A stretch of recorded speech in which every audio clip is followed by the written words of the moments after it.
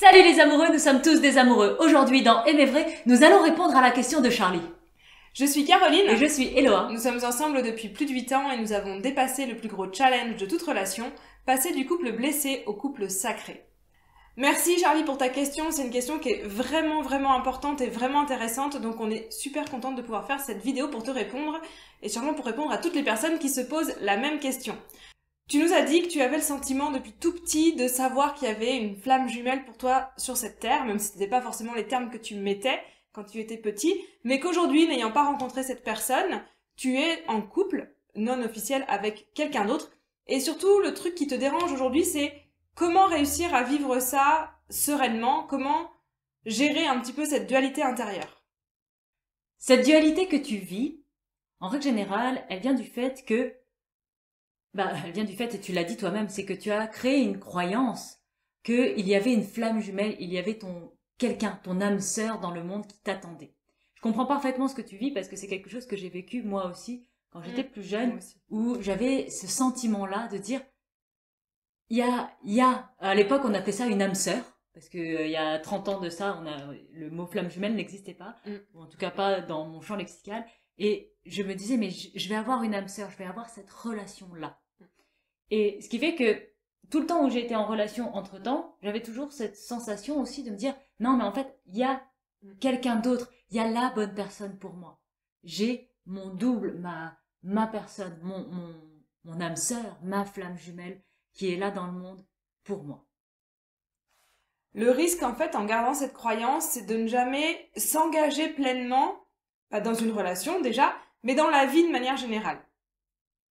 Nous, on utilise le terme d'Aruna Lipschitz qui dit qu'on vit une nostalgie de l'ailleurs quand on n'est pas pleinement incarné dans sa vie, c'est-à-dire quand on n'est pas pleinement dans un choix de vie, dans quelque chose à fond et qu'on est dans cette dualité ici, ailleurs.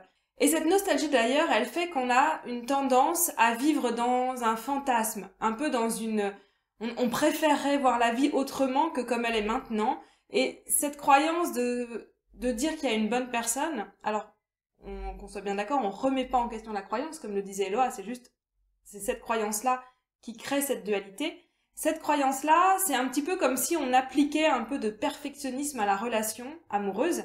Il y a une bonne personne, il faut trouver cette personne-là pour être heureux et pour vraiment vivre sa vie à fond.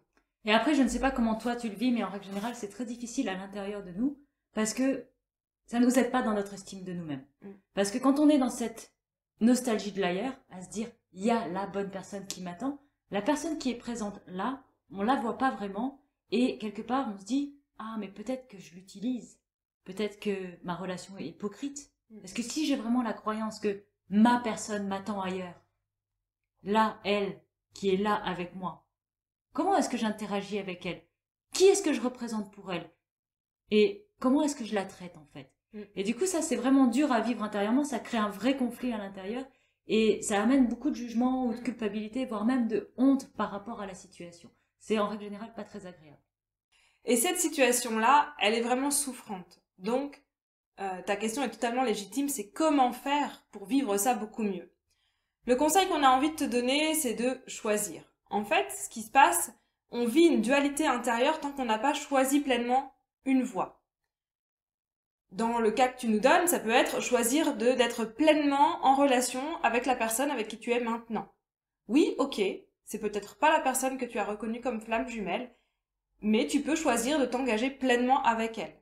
Ça pourrait être aussi de t'engager pleinement à trouver ta flamme jumelle. Moi, j'ai vraiment eu aussi cette idée-là depuis que j'étais toute petite de trouver la bonne personne pour moi, comme s'il y avait vraiment la bonne personne quelque part sur Terre. Ce que j'ai pu expérimenter, vivre avec Eloa. Mais avant ça, j'ai eu d'autres relations où j'avais choisi de y aller à fond. Et d'y aller à fond comme si c'était les bonnes personnes pour moi, en fait. Il y a toujours eu, à un moment donné, une petite partie de moi qui m'avait dit « Je crois pas que c'est la bonne personne. » Ouais, et alors? Moi, j'avais décidé de vivre ça à fond. Et c'est vraiment ce conseil-là, en fait, qu'on a envie de donner. C'est pas de te dire il y a une voie plus intéressante qu'une autre. En fait, le problème, c'est de rester au milieu, là. C'est de rester entre les deux. C'est ça qui crée la souffrance à l'intérieur et de vivre cette dualité, en fait.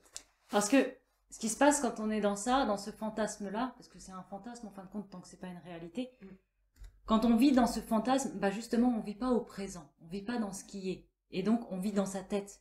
Et c'est souffrant. C'est pas vivant de vivre dans sa tête. Vivre au présent, c'est vivre là, maintenant, tout de suite. Moi, la personne de mes rêves, la personne, mon âme sœur, j'arrivais pas à la trouver. C'était quelqu'un que je n'arrivais pas à rencontrer. Et comme c'était trop souffrant pour moi d'être avec d'autres gens, et que ça m'intéressait pas, en fait, d'être dans cette demi-relation-là, parce que c'était pas assez intense par rapport à ce que moi j'attendais d'une relation, bah, il y a un moment donné, j'ai fait le choix de ne plus être en relation du tout. C'est un choix qui est extrême, mais c'est un choix qui m'a vachement rassérénée et qui m'a fait énormément de bien. Ça m'a permis de me découvrir, ça m'a permis de me développer, ça m'a amené sur beaucoup d'endroits, ça m'a permis d'être vivante en fait, et de vivre réellement ma vie. Et quand j'ai commencé à vivre réellement ma vie, devine quoi? C'est le moment où Caroline est entrée dans la mienne. Ouais.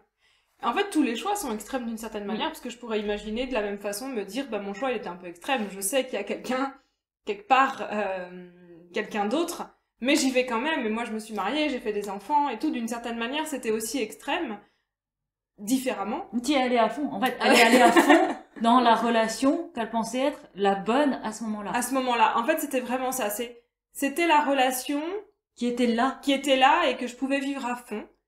Et donc, le choix, ça a été de vivre cette relation-là à fond et de pas rester, en fait, dans ma tête à me dire, il y a une meilleure relation ailleurs, quelque part pour moi. C'est pas facile à faire. Non, je pense que dans les deux cas, hein, faire ce choix et y aller à fond, c'est ce qui est compliqué parce que ça demande une décision. Ouais. Ça demande de décider, en fait, quel est le bon chemin pour moi. Et il y a personne qui est capable de dire quel est le bon chemin pour toi. Il y aura jamais personne qui dit, faut absolument que tu restes célibataire et va chercher ta flamme jumelle. Parce que, dans les lois de l'incarnation, peut-être que dans cette vie-ci, tu sais qu'elle est là, mais tu n'auras pas le droit de la rencontrer. Parce que c'est pas nous qui décidons, en fait, qu'est-ce qui doit se passer dans une incarnation ou dans une autre.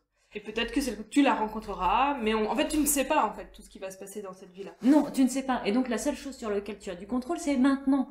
Et maintenant, c'est de décider soit d'être à fond dans ta relation actuellement, soit d'être à fond sur le parcours flamme jumelle et d'aller chercher ta flamme jumelle. En fait, c'est vraiment ça, c'est de décider. Et une fois que tu as décidé pour l'un ou pour l'autre, ou encore pour une autre solution que moi j'ai pas imaginée et que toi t'as trouvée, c'est de t'engager à fond sur ce parcours-là. Et de se dire, bah ouais, moi quand je me suis décidée à être célibataire, parce qu'en fin de compte, toutes les relations que je rencontrais ne me convenaient pas, quand je me suis décidée, je me suis engagée avec moi-même et je me suis engagée pour toute la vie. C'est-à-dire que le jour où j'ai fait mon vœu de célibat, je me suis dit que j'allais être célibataire jusqu'à la fin de mes jours. Ça a été non négociable. Ça allait être comme ça jusqu'à la fin de mes jours. Parce que je savais pourquoi et donc c'était un engagement à fond. Et ensuite, une fois que tu t'es décidé, que tu t'es engagé sur ta décision, à ce moment-là, tu vas trouver des solutions. Et tu vas plus être dans cet immobilisme, tiraillé entre les deux, à dire est-ce que tu vas plus être dans le doute. Parce qu'au moment où tu auras décidé et tu te seras engagé, là, tu vas te mettre en mouvement. Et que ce soit en mouvement avec ton couple actuel ou que ce soit en mouvement pour trouver ta flamme jumelle. Mais tu vas trouver des solutions en fait. Et c'est à partir du moment où tu vas te mettre en mouvement que tu vas reconnecter vraiment à la vie et au présent et à ce qui est. Ouais. Tout ce processus dont Méloa vient de parler, donc décision, engagement, solution, c'est un processus qui est nécessaire de vivre pour vraiment être dans sa puissance et vraiment se créer une vie extraordinaire. Et c'est tout le processus qu'on fait vivre à nos clients à travers l'immersion Shift. On te met le lien en description. Shift, c'est une immersion qui dure 3 jours. Elle peut être en présentiel ou en virtuel. Et c'est 3 jours où on va aller chercher vraiment cette puissance, cette détermination qui permet d'avancer en décidant une direction pour sa vie, mais de manière vraiment à fond, en étant intense en fait dans cette décision-là. Parce qu'une décision ne peut marcher que si on est 100%, j'ai envie de dire 2000% engagé dedans. Et ça doit être radical. Une décision, c'est radical. Et la souffrance, elle vient à partir du moment où tu restes dans l'hésitation. Parce que tu n'as pas décidé d'une chose ou d'une autre. Il n'y a pas de bonne réponse dans quelle est la bonne décision pour toi. Par contre, je peux te dire que tant que tu ne décides pas, oui, c'est souffrant. Et je comprends tout à fait. Et là, ton job, ça va être de décider pour toi qu'est-ce que tu veux. Pourquoi est-ce que c'est important de faire ça? Pourquoi est-ce que c'est important de prendre des décisions radicales dans sa vie et d'y aller au risque de se tromper? Parce que ouais, je peux pas te dire de faire cette décision-là, c'est pas une erreur. Je peux pas. J'ai divorcé 2 fois. Elle a décidé 2 fois de se marier, 2 fois elle a divorcé. J'ai décidé d'être célibataire, regarde, je suis mariée. Donc, la vie, elle t'emmène sur des chemins que tu ne peux pas prévoir. Ce qu'il y a, c'est que tant que tu restes dans cet entre-deux, dans cette hésitation-là, en fait, tu passes à côté de ta vie.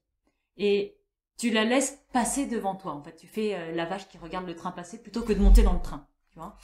Et là, qu'est-ce qui va se passer? Si tu te projettes en avant, si tu vas plus loin dans ton futur, imagine tu es sur ton lit de mort. Bah là, en fait, ce qui va se passer, c'est que tu vas faire partie des statistiques. Il y a le très beau livre de Bronnie Ware. C'est une infirmière qui a interrogé des gens qui étaient sur le point de mourir, en fin de vie. Et elle leur a demandé, c'est quoi vos plus grands regrets? Il y a 5 grands regrets. Et si tu ne te décides pas aujourd'hui, si tu ne te décides pas à vivre ta vie à fond aujourd'hui, tu vas faire partie de ces gens-là qui ont ces 5 grands regrets dans la vie. Et ce serait dommage, moi je trouve, de mourir avec des regrets. Et si tu crois au cycle de la réincarnation, ça va potentiellement aussi dire que tu vas revenir vivre un truc pour apprendre les mêmes leçons que dans cette vie-là. Moi, je pense que apprendre à décider et à vivre intensément sa vie, ça fait partie des leçons qu'on est venu vivre en tant qu'être humain. C'est pour ça qu'on s'incarne, qu'on est dans la matière. Donc, je pense que c'est une des grandes leçons, une des leçons fondamentales qu'on vient vivre. Si on ne l'apprend pas dans cette vie-là, dans ma croyance, on reviendra l'apprendre dans la vie prochaine. Donc, je préfère évoluer, on le fait à fond ici et on verra ce qui nous attend la prochaine fois. C'est ça. Merci beaucoup vraiment Charlie pour cette question. C'était une question qui nous a fait réfléchir et qui nous a fait penser. Et c'est précieux de tes partages et de ton commentaire. Donc merci beaucoup. Et en attendant la prochaine vidéo, aime et grandis avec magie.